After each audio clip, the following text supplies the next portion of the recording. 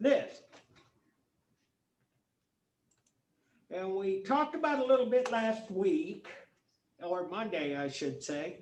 And I thought this was important enough that we would do well to take a closer look at it. And what I did was put up a Khan Academy video on the Parthenon. We'll watch it, it's about 15 minutes, and then we'll talk about it.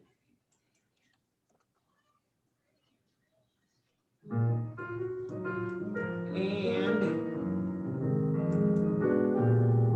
we're looking at the Parthenon. This is a huge marble temple to the goddess Athena.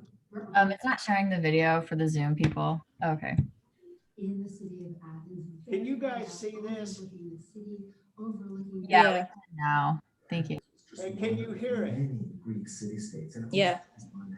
Okay, good. Had a fortified hill within its city because these were warring states. But in the 5th century, Athens was the most powerful city-state, and that's the period that the Parthenon dates to. And this precinct became a sacred one rather than a defensive one. This building has had tremendous influence, not only because it becomes the symbol of the birth of democracy, but also because of You its hear it well extraordinary enough, architectural Hakeem? refinement. The period when this was built in the 5th century is considered the high classical moment, and for so much of Western history, we have measured our later High achievements classical. against this perfection. It's hard not to recognize so many buildings in the West. And there's certainly an association, especially to buildings in Washington, D.C., and that's not a coincidence.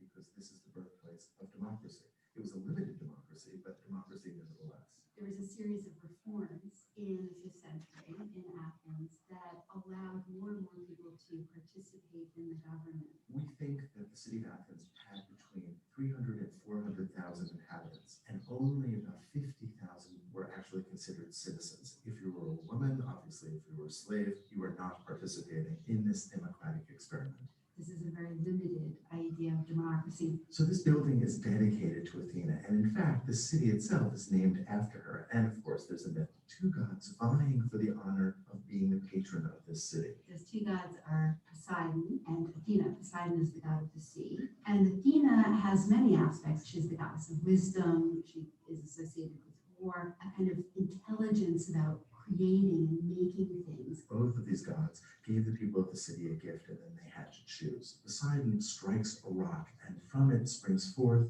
the salt water of the sea. This had to do with the gift of naval superiority. But Athena offered, in contrast, an olive tree, the idea of the land of prosperity, of peace. The Athenians chose Athena's gift. There actually is a site here on the Acropolis where the Athenians believed you could see the mark of the trident from Poseidon where he struck the ground, and also the tree that Athena offered. Actually, the modern Greeks have replanted an olive tree in that space. Let's talk about the building. It is really what we think of when we think of a Greek temple, but the style is specific. This is a Doric temple. Although it has Ionic elements, which we'll get to. So the Doric features are really easy to identify. You have massive columns with shallow, broad flutes, the vertical lines. Those columns go down directly into the floor of the temple, which is called the stylobite. And at the top, the capitals are very simple. There's a little flare that rises up to a simple rectangular block called an abacus. And just above that are triglyphs and metopes. So it's important to say that this building was covered with sculpture. There was sculpture in the metopes, there was sculpture in the pediments, and in an unprecedented way, a frieze that ran all the way around all four sides of the building, just inside this outer row of columns that we see. Now, this is an Ionic feature.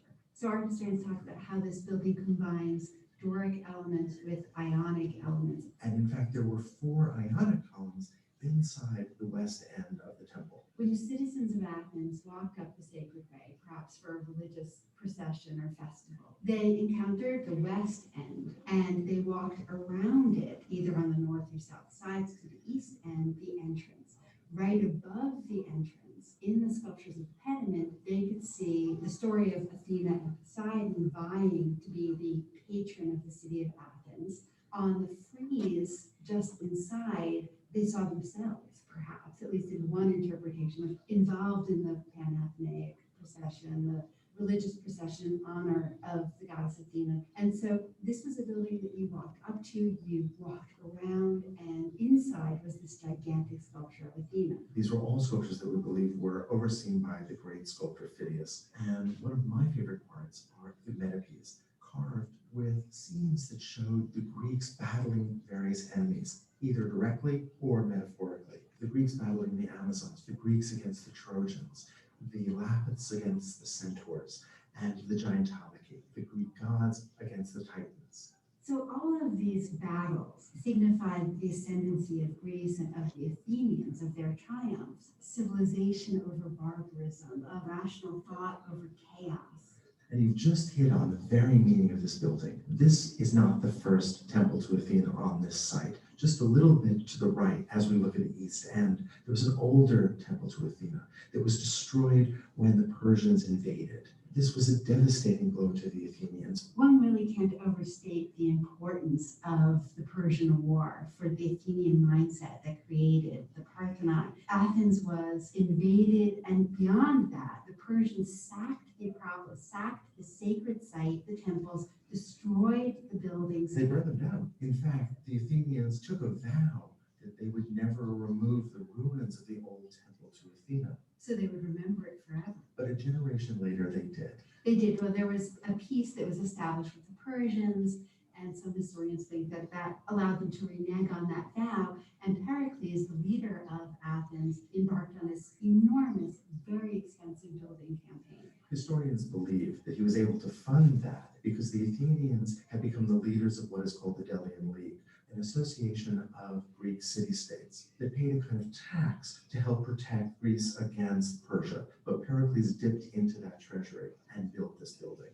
This alliance of Greek city-states, their treasure, their tax money, their tribute was originally located in Delos, hence the name Delian League, but Pericles managed to have that treasure moved here to Athens and actually housed in the Acropolis. And the sculpture of Athena herself, which was made of gold and ivory, Phidias said, if we need money, we can melt down the enormous amount of gold that decorates the sculpture of Athena. And since that sculpture doesn't exist any longer, we know somebody did that.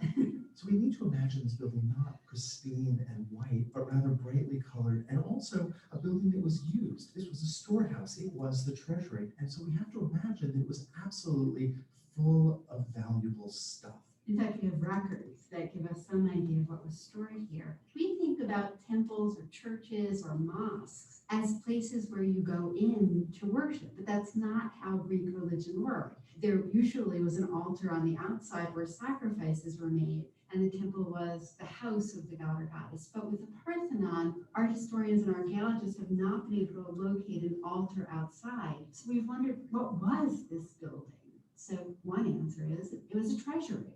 But it also functions symbolically. It is up on this hill. It commands this extraordinary view from all parts of the city. And so it was a symbol of the city's wealth and power. And it's a gift to Athena. When you make a gift to your patron goddess, you want visitors to be awed by the image of the goddess that was inside and of her home. And this isn't any goddess. This is the goddess of wisdom. So the ability of man to understand our world and its rules mathematically and then to express them in a structure like this is absolutely appropriate. And Ictinus was a supreme mathematician. I mean, we know that the Greeks, even in the archaic period before this, were concerned with ideal proportions. Pythagoras. Or the sculptor Polykleitos and his sculpture of the Doryphorus, searching for perfect proportions and harmony and using mathematics as the basis for thinking that through.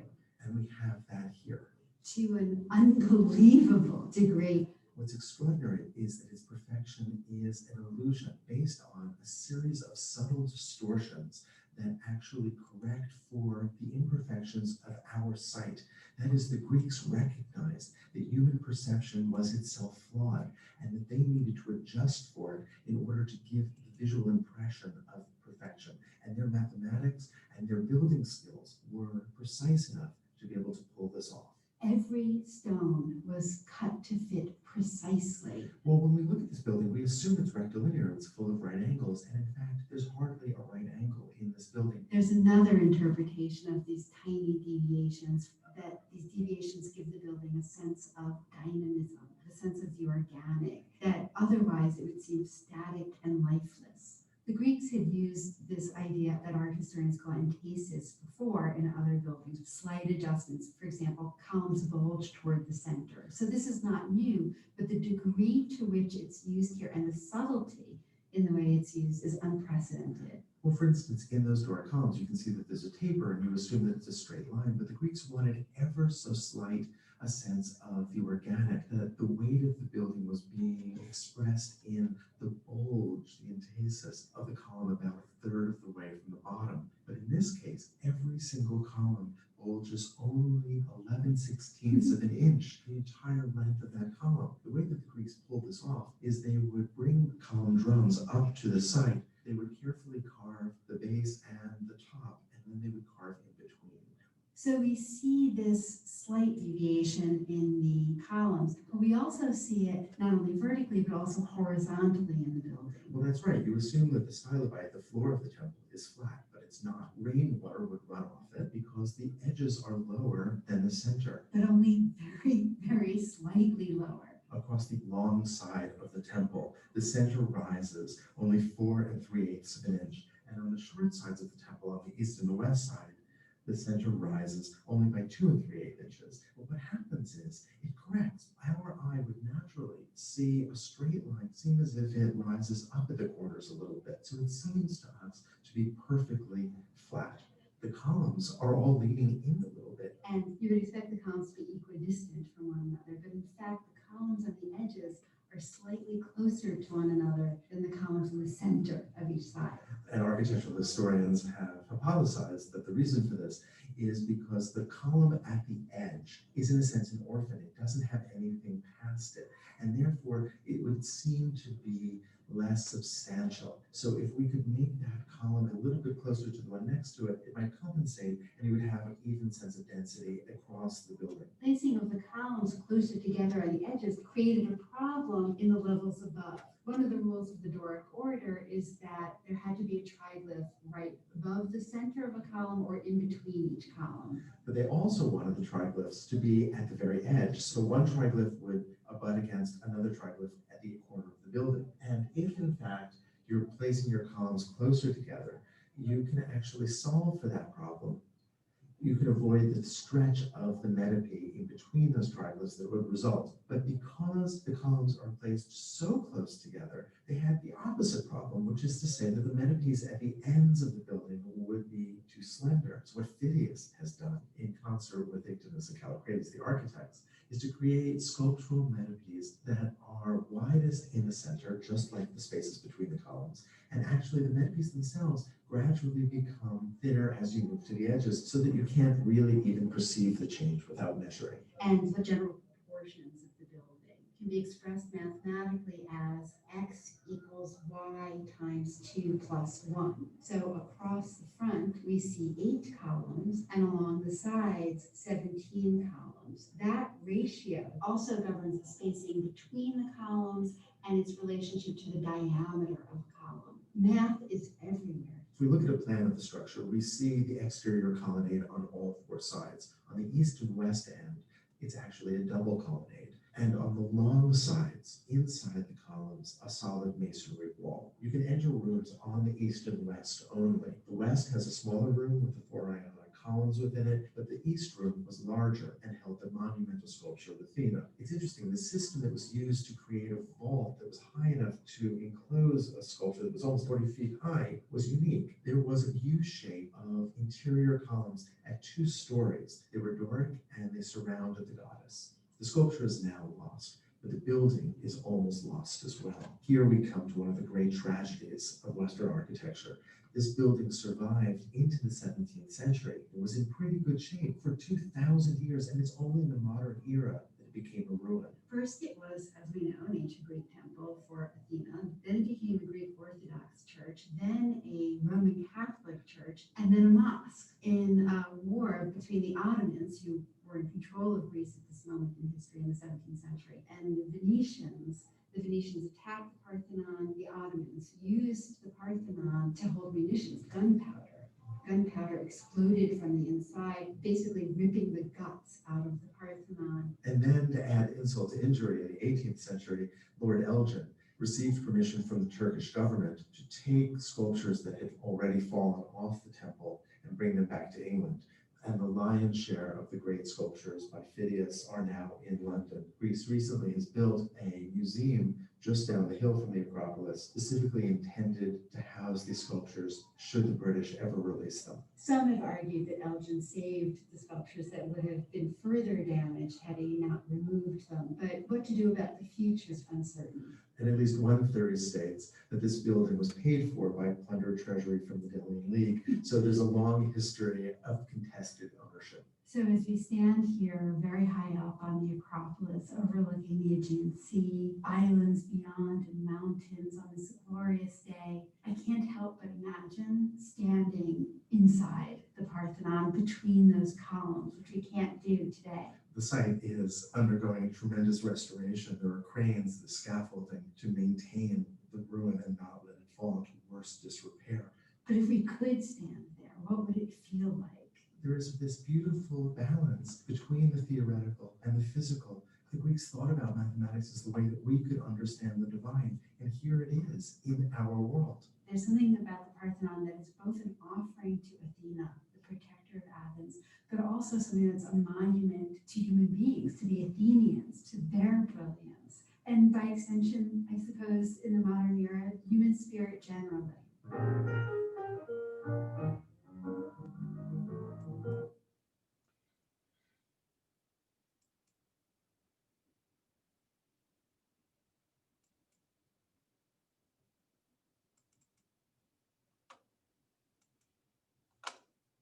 Well, let me tell you a little bit about why I wanted you to see this video. And that is that, first of all, it's one of those Greek inventions, if you will. They really believed that all of the disciplines, all of the knowledge that they had acquired could be demonstrated in one building. And so they talked about this several times in the video about the meaning of this building. And they talk about, for instance, they said mathematics as a way to understand the divine. And so in this culture, what we have are many disciplines, and they're sort of coming together. They advanced a lot of the knowledge of the West, and they combined all of these disciplines, and they thought it was in some ways kind of seamless. If you knew about proportion, you could understand about the human body. If you knew about the human body, you could know about medicine, let's say. We go back in this, even in our own times, and talk about the Hippocratic Oath, which is an oath that ancient Greek physicians took to become doctors, to work on people. It's do no harm. And so a lot of what we do today goes right back to ancient Greece. And the idea that a lot of these various disciplines and knowledge could be all put together in a building, that's kind of a Greek thing, and it's kind of not. If we take a look at Egyptian buildings, they certainly have a lot of mathematics and engineering, and their architecture was quite impressive. But they, for the most part, had a singular vision, and that was the glorification of the pharaohs, the kings, and it was about power. And in Greece, it was a little different than that. They talk about various gods. They talk about, and they mention this in the video, democracy, that people participated in government. There were a lot of things that were revolutionary for their time. And the idea that a building or a style of building could impart some knowledge or signify the importance of that building. We still use Greek architecture for that purpose. This is a picture of the US Supreme Court building, and inscribed here is equal justice under law. This is the Nashville Parthenon, which is a replica of the original Parthenon in Athens. Why would they have a Parthenon in Nashville, Tennessee? Anybody know about this? I'm not hearing anything. I'll tell you. Oh, I got something. What'd you say? Do you think, oh, never mind, I forgot. I don't know how to explain it. All right, Armani, I'm glad you spoke up. And it means you're paying attention, and I love it. Tennessee is a very interesting state, and it is part of the American South, but in a lot of ways, the Tennesseans have always considered themselves different than the other southern states, such as Alabama, Mississippi, Georgia, and so on. And they have considered their state to actually be 3 states: the east, the middle, and the western part. The eastern part is culturally very different than the other 2 parts. The main cities are Knoxville and Chattanooga, and it's Appalachian country. It's the Smoky Mountains, it's coal mining, it's a lot of things that's very similar to Kentucky and West Virginia and so on. Then there's the middle part, and its major population center is Nashville. And Nashville's nickname, if you will, is the Athens of the South. And they consider themselves to be more educated, more enlightened, more sophisticated, and culturally superior than the rest of the South or even the rest of Tennessee. And so that is why they had invested and put a replica of the Parthenon right there. Nashville, Tennessee, Athens of the South. And if you take a look around, Athens is a city name that appears in many states, by the way. Athens, Ohio, Athens, Georgia, and so on. And so the third part of Tennessee is the western part. Major population center, Memphis. And its culture is more like a Mississippi Delta culture. It's right on the Mississippi. Culturally, their music is a lot different. Say, if you look at the music of Tennessee, you'll see in Memphis a lot of R&B, Stax Records and stuff, and then we got Sun Records and all of that. Nashville, country music, and Chattanooga, Knoxville, basically bluegrass, if you will. It's a state that has 3 separate cultures. And by the way, because Memphis is on the Mississippi River, they've likened themselves to being the Cairo of Tennessee, and they built a replica of one of the pyramids at Giza.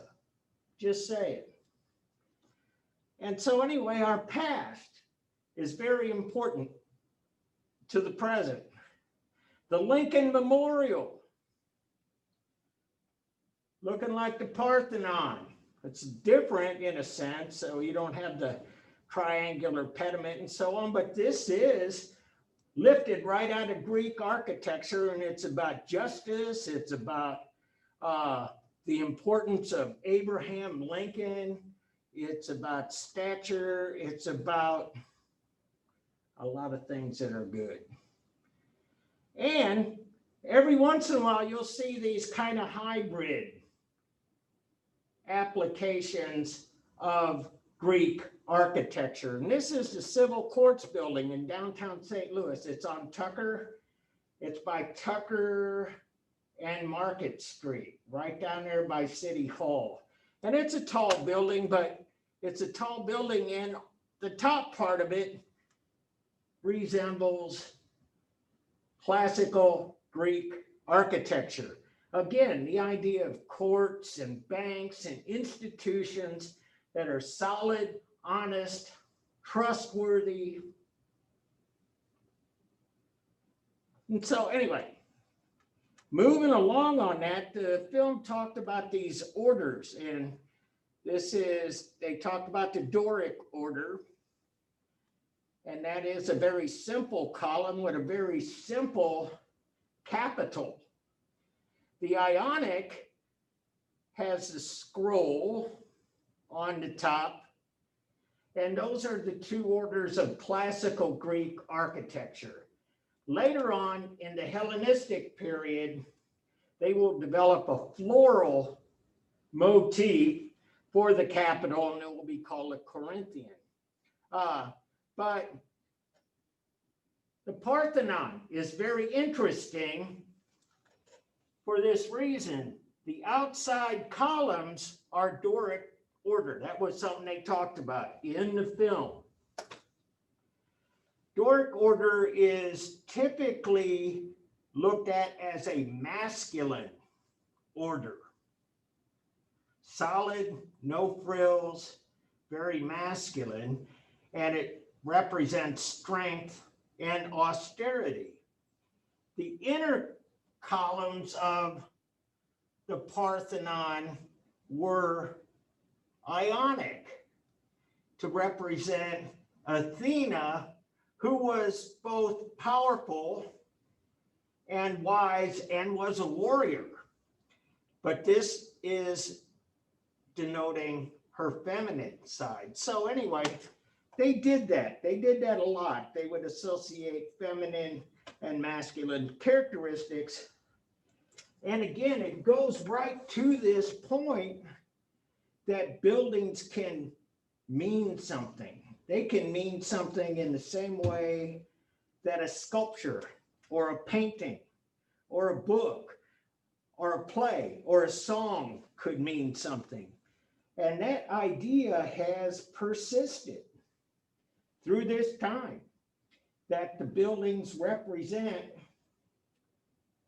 what they are. And for instance, Gothic cathedrals, they built long, high towers, be closer to God. Minarets on a mosque. By the way, if you took a close look at the Parthenon, when it was destroyed, it was a mosque at that point, and it has a minaret on the top of it. But again, it signifies the religion. And so anyway, I digress. And here is kind of a chart, and that's basically what you saw in the film, Ionic, Doric. And so the Parthenon's not the only building that looks like this. And what we see, this is a little early, and it's in Italy, 550 BCE, which is almost 100 years before the Parthenon. And so there's a floor plan. There's a pediment here. And this is on the island of Corfu and the Temple of Artemis. And I want to draw your attention to the stylistic characteristics of these pediment sculptures. And if you take a close look at how the hair is handled, the body language, the way the body is handled, the body language, this looks as though it could have come from India, South Asia. This looks very much like a Hindu sculpture. Reason I bring that up, and I bring that up a lot in especially archaic Greek art, is that there was this exchange of culture, and we know that they were nautical people. They sailed the seas, they traded. And the other thing is that we have this Persian versus Greek rivalry, and the Persians come over and take over Greece, and then Greece takes over what is today modern day Turkey, and they go back and forth. But the Persian Empire extends all the way to South Asia. So there is this exchange. We see evidence of the cross-pollination of these cultures. And so, yeah, the Greeks were pretty adept at building, and you can see on this part of this slide, a theater, an amphitheater. And we'll talk a little about that later. Here's a restored view of the Siphian treasury, sanctuary of Apollo, Delphi, Greece. And this is a good example of how these temples would have looked in their time, 2,500 years ago. And you see that they're painted. They use a lot of paint. They let a lot of the marble be marble, but on the other hand, their statues are almost always painted. And in this case, they're using statues as columns, and we'll see some more of that happen in a little bit too. And so these are painted. And how do we know that? We know that because archaeologists have the tools in this day and age to micro-examine the surface of these sculptures. And they're finding evidence of paint. Of course, it's molecular, it's just tiny little bits, but they know that there is paint, that they were painted. And all of the models, the restoration models, look like this. But I want to back up. But I want to say something about this. We saw the statue of Athena in the film.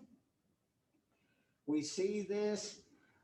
There is some discussion among scholars in this day and age about what kind of paint these Greeks used. And there is strong evidence, not conclusive, but strong evidence that they used a kind of paint known as encaustic. Anybody know what encaustic is? Oh, yeah. Is it a type of paint? It is a type of paint. Yes, ma'am. Is it like oil paint?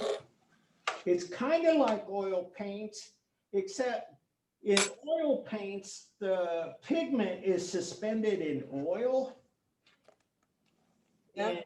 And in caustic, it is suspended in wax. So it's basically wax paint. Wax paint, yes, indeed. So we think we know that. There's some argument that that really wasn't it because it's not very durable. However, Encaustic can be extremely lifelike because of that wax content. How many of you have heard of Madame Tussauds Wax Museum? They have one in New York, they have one in Paris. I went to one over here in St. Louis. There is. I did not know that, but yeah, tell me about the statues inside the Wax Museum. They look very realistic. Absolutely, Armani, yes. Yeah, they look realistic because wax reflects and absorbs light much in the same way that human skin does. And it doesn't matter what color your skin is, your skin will absorb some light and will reflect part of it. Actually, it reflects more than it absorbs, but it's why we look as people, we don't look like stone figures. Because we do absorb a little bit of light. It gives us it gives the statues the illusion that they are alive. And what you said about that being very realistic, that is why they use wax. And that's why we think they used wax to paint their statues. And they wouldn't look like statues at all, but they would look more like what Armani was talking about in the Wax Museum. And so, this is a frieze at the Treasury of Delphi, and you can see Treasury, that was always a big deal back in the day, and wealth was a big deal. And so it's not such a big stretch intellectually to see that banks, especially if you look at banks that were built prior to World War II, a lot of them have these Greek columns. They're done in neoclassical Greek architectural style. And that dates back to the days of the ancient treasury. That's another part of the architectural, quote, meaning of the style. And I want to talk to you a little bit about this. And pottery is important for a couple of reasons. One is that we know a lot about it.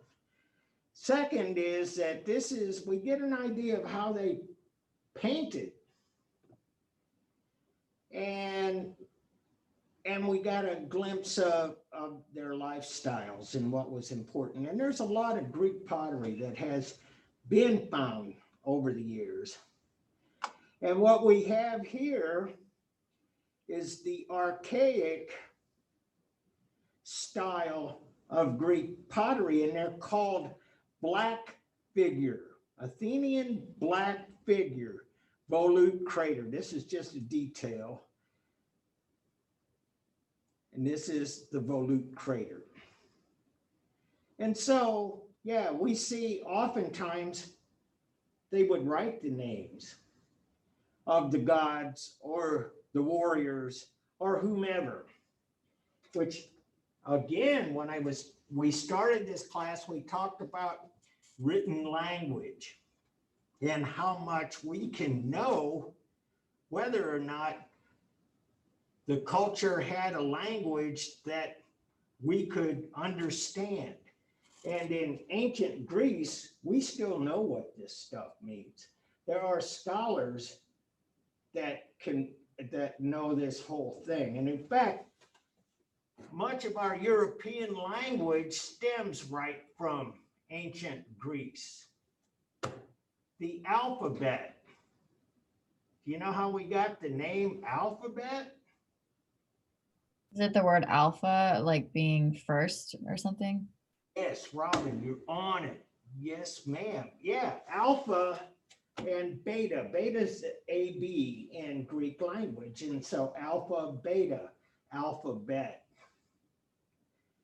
And so, yeah, so much of Western culture comes right out of ancient Greece.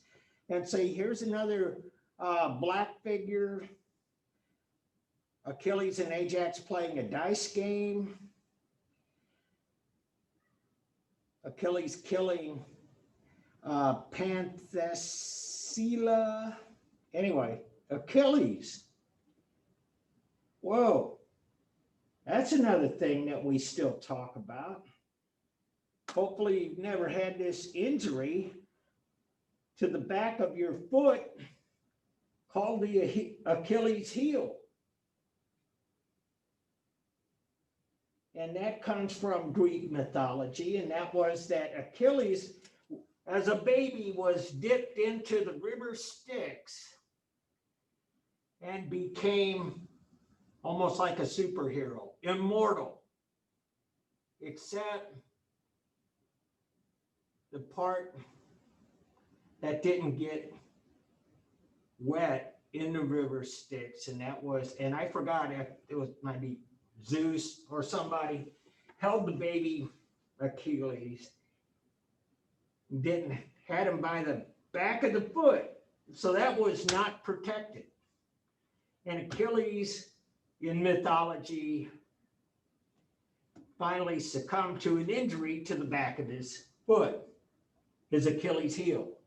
So bottom line, we still, I mean, so much of this culture permeates what we do and how we see things today.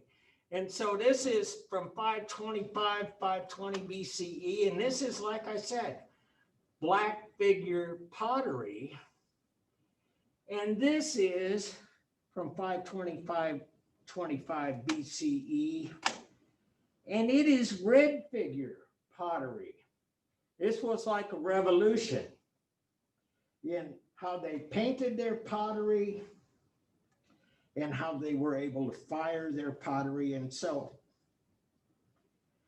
like a negative and a positive, this was revolutionary. And so then after that, you see mostly red figure pottery. And so a lot of the same decorative elements. We see scenes from Greek mythology, Hercules wrestling Antaeus, you know, and you see a lot of these will be from Italy as well. There was a lot of extensive trade between Italy and Greece. And later, when the Romans came into power, they kind of melded with Greek culture. And so there was a lot of direct cultural exchange. Red figure pottery, a crater again, got wide mouth. It's a calyx crater because it's got the foot and the handles. An amphora, handles on top. Red figure from Volci, Italy. So, and this was yet another, that is the diagram that's in your book, by the way. No, wait a minute. This is in the Encyclopedia Britannica. I'm all mixed up. I get stuff from all over the place. I want you to see it, but this is a pretty clear drawing. And so you can see Doric columns, and here we're getting right back to, we're moving into classical Greek. And you see 500, 490 BCE. We're getting real close to that classical Greek. We got the metopes, we got the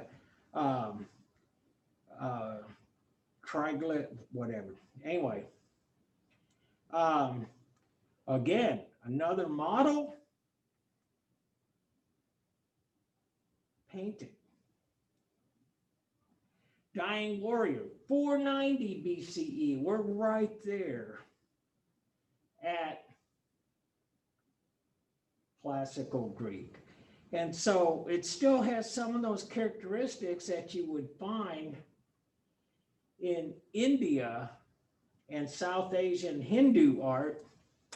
And that is something I want to elaborate on just a little bit. Because if you're doing research on ancient Greek art, we talk about the geometric and the archaic, and sometimes those two are kind of combined together, and the dates will be a little different from one source to the next.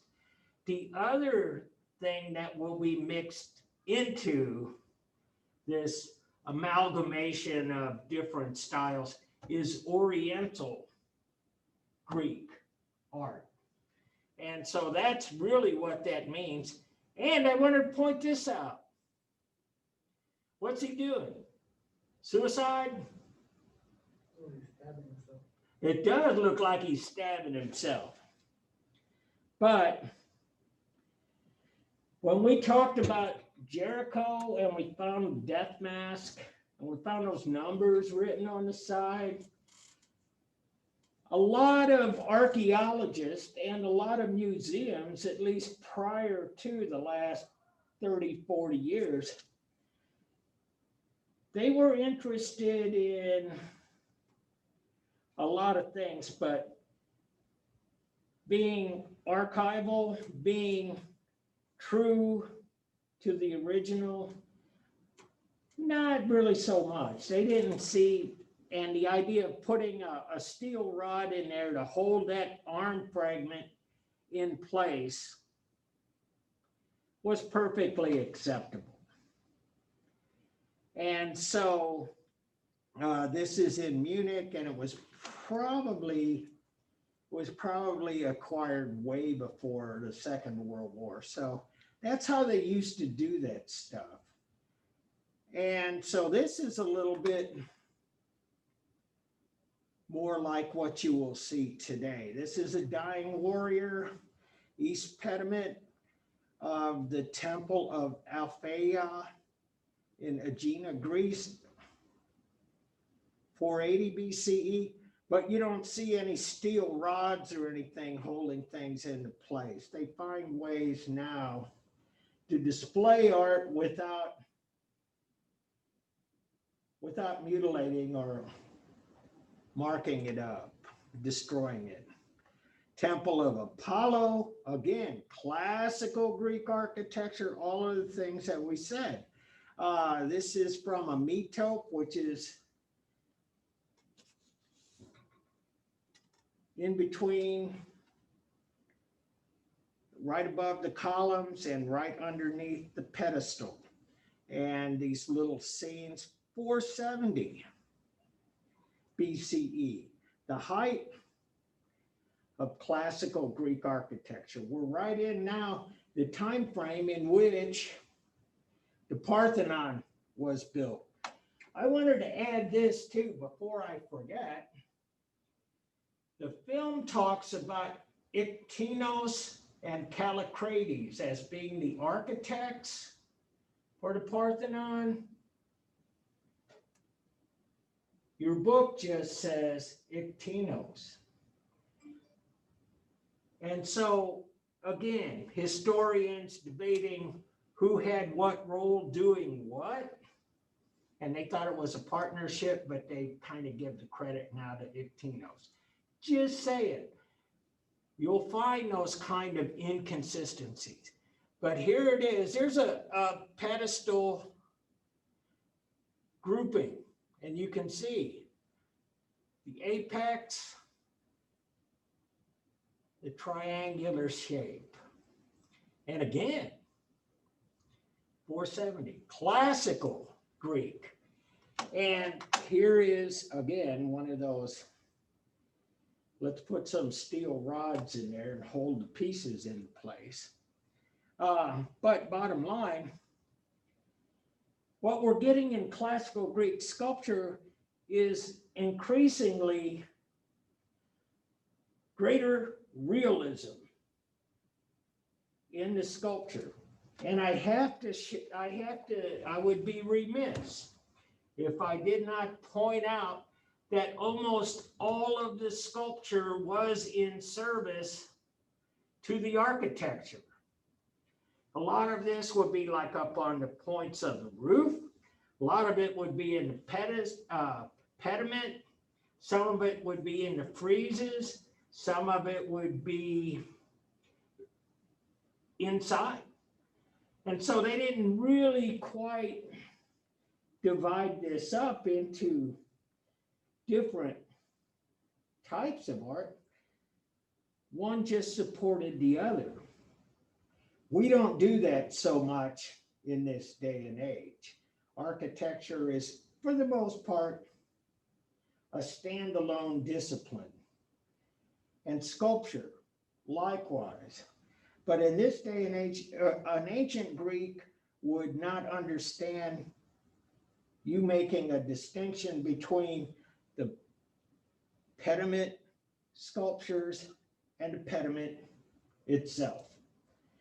And so another pediment group, and you can see this is the much more naturalistic, all of that stuff I was showing you about the Oriental and the archaic. It's come into its own, a higher degree of naturalism. And so what you have here too, I pointed this out this morning too.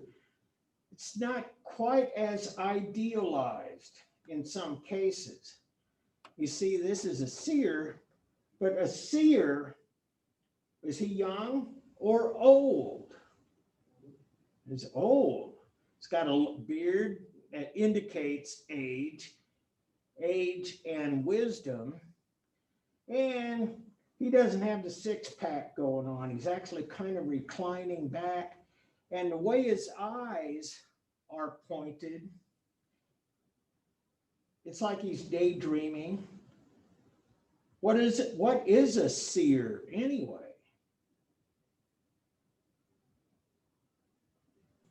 Is it an object? No. A seer is one who can predict the future. Oh.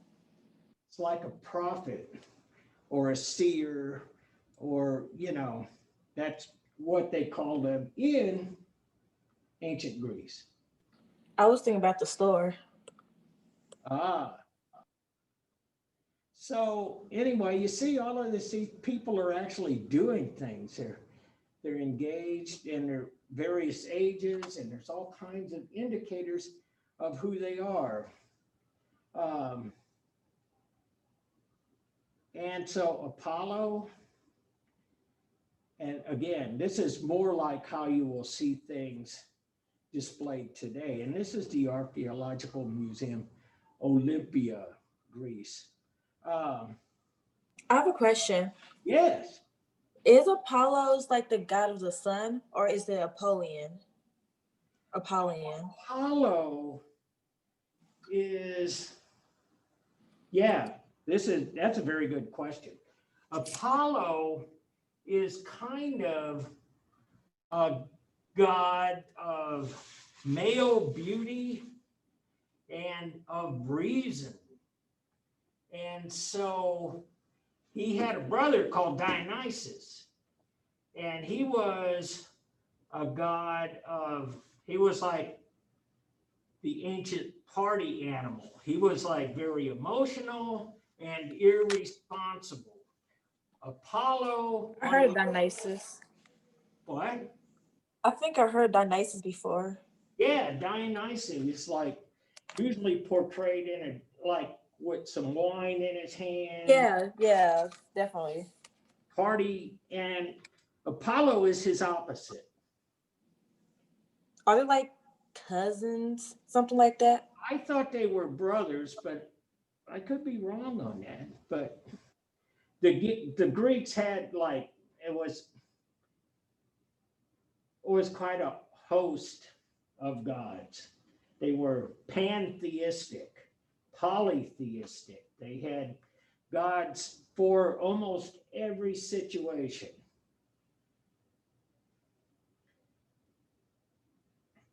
And so lastly, some are getting late here. Warrior from the sea off of Riace, Italy, and this is classical Greek too, and it's bronze. And what we have here at this time, we're right smack dab in the middle of the Bronze Age. And to this point, most of what we see made of bronze had been tools or weapons. The Greeks started making statues of bronze. And this is how they did it. It's called the lost wax method. And if you can take this white area and you see it as this is his head, a profile, nose, lips, chin, so on. How they did this was that they would sculpt this head three-dimensionally in wax. And they would put these pins in it and bury it in sand. And in the center of this, they would also pack sand. And then they would turn it upside down and pour this hot bronze, which is basically tin and copper. They're two metals with a lower melting point than some of the other, like iron and so on. And so anyway, they would pour it in here, and what would happen is that when that hot molten bronze hit the wax would just evaporate. That's why they call it lost wax method of bronze casting. And so it would just evaporate. It's look crazy, but it did. And so it would cool off. You'd pull away all of the sand from around the outside. You'd empty out the inside, and you would have a hollow bronze cast head. And so that's how they made this. This is quite remarkable, quite sophisticated, especially when you consider all of that. But it offered greater detail because wax is really malleable. It's not like carving into stone. You can get all kinds of detail out of wax that would be very difficult to do in stone. And so, let's see, it's getting time. Why don't we just call it an evening? Any questions before I log off? Well, I apologize for the slow start today. I never know what I'm going to get on the technology and how they'll leave some of the applications open and stuff. But anyway, have a good weekend. I will see you Monday, and we'll finish up ancient Greek art. See ya. Thank you. Yeah. Thank you. Bye-bye. Bye.